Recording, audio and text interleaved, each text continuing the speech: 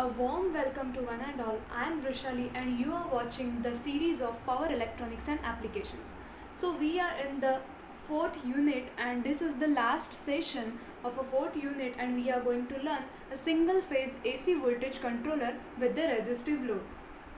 So we will discuss what are the regulators, its application, advantages, disadvantages along with the classification of a regulator.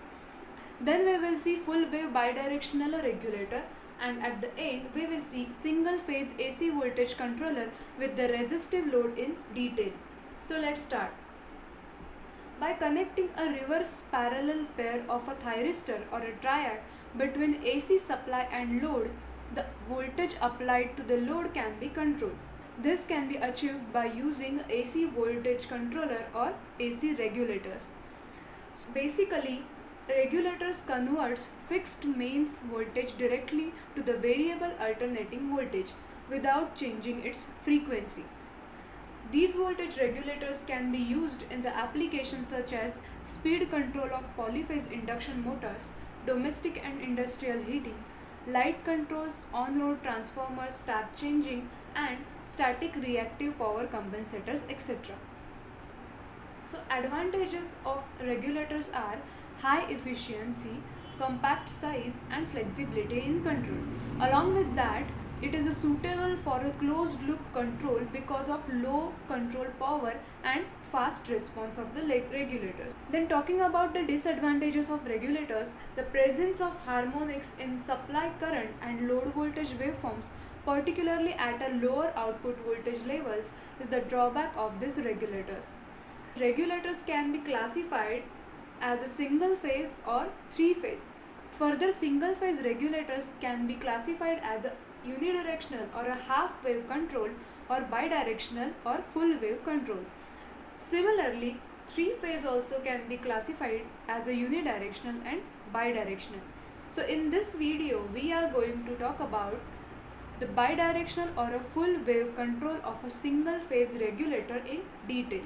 Basically, three possible configurations of a single phase AC voltage regulator are possible. Here are they.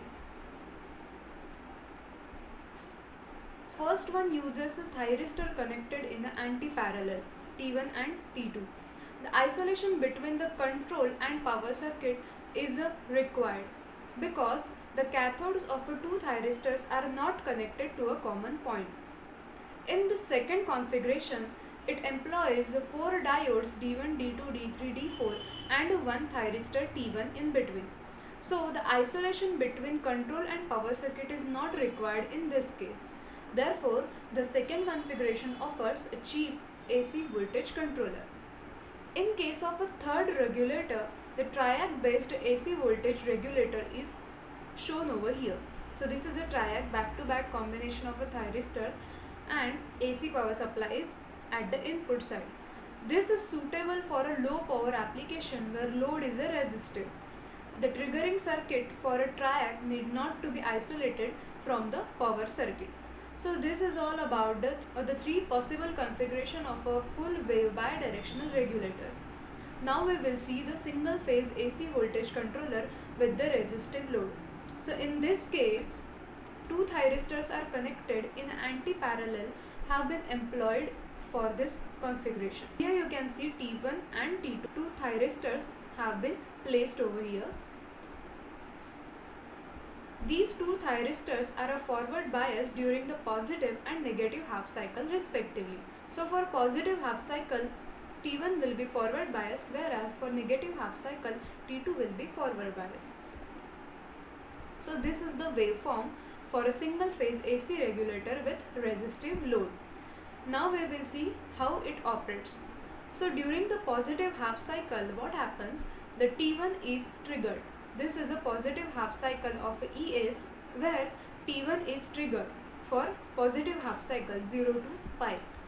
So T1 starts conducting and the source voltage is applied to the load from alpha to pi. At pi, both E0 and I0 falls to 0.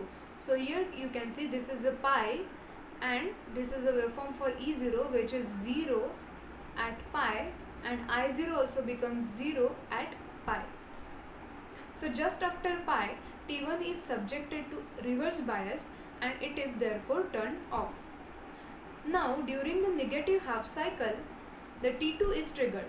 So this is a negative half cycle of ES supply voltage, and for negative half cycle this T2 is triggered now at pi plus alpha. So this is pi, this duration is alpha, so this point is pi plus alpha. So T2 conducts from pi plus alpha to 2 pi. After 2 pi what happens? T2 is subjected to reverse bias and it is therefore commutated. It is turned off. The load and source currents have the same waveform.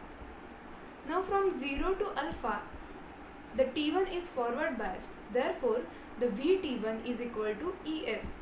And for alpha to pi, T1 conducts, so VT1 will be 1 volt. After pi what happens? T1 is reverse biased by source voltage and therefore VT1 will be ES from pi to pi plus alpha.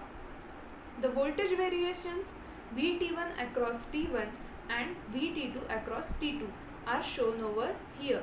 So this is a VT1 waveform and this is for VT2 waveform.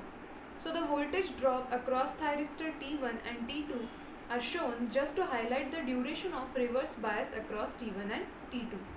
It reveals that for any value of alpha, each thyristor is reverse biased for pi by omega seconds.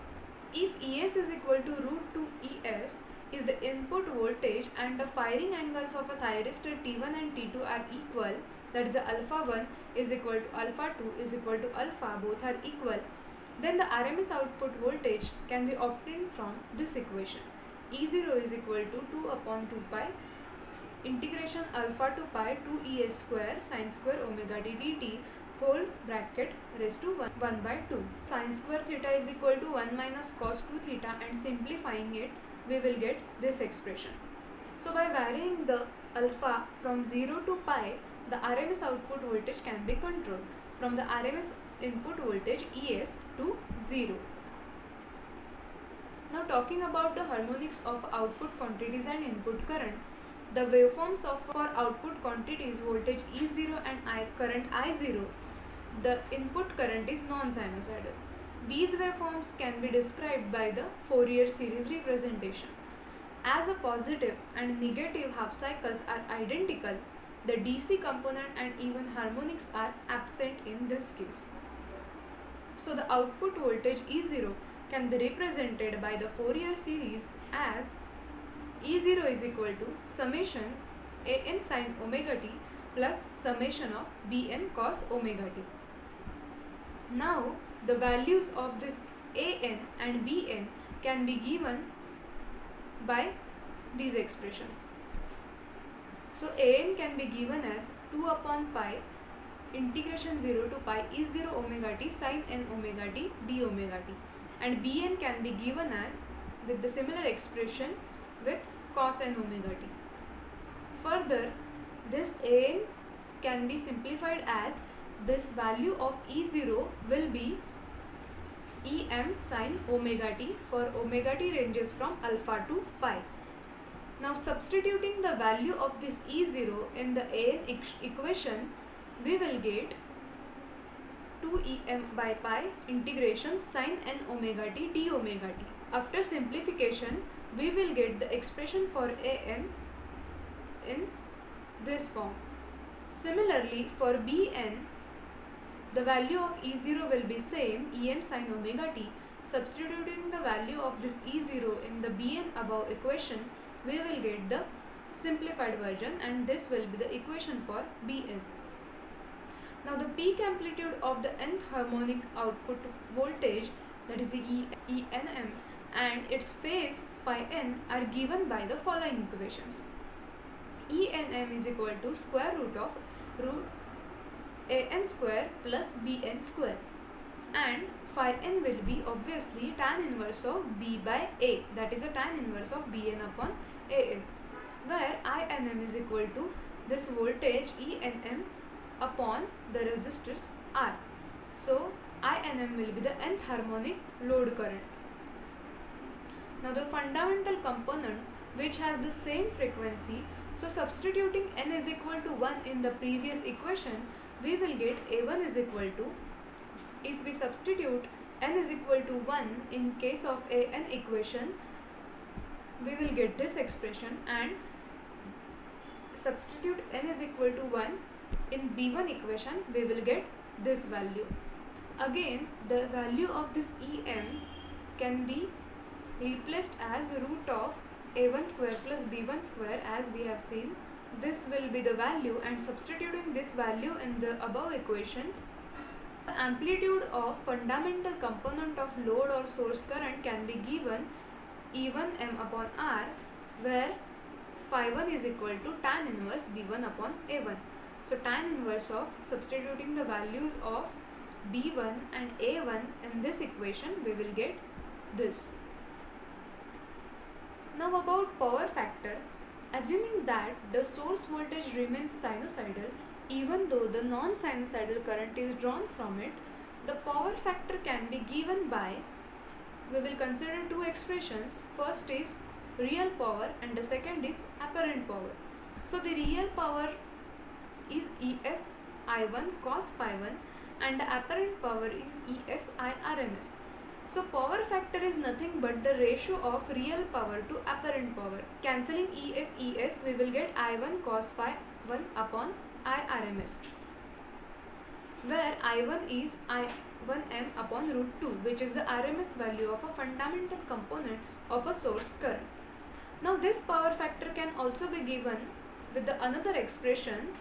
The real power delivered to the load is E0 square R upon R, and the apparent power delivered to the load Es I0, which is equal to Es in bracket E0 upon R. So again, the ratio of real power to apparent power gives the power factor as E0 square upon R upon Es E0 upon R. So cancelling R and cancelling one E0, we will get the final expression of power factor as E0 upon Es. So this is all about the single phase AC regulator with the resistive load. Thank you. Stay home, stay safe, and happy e-learning.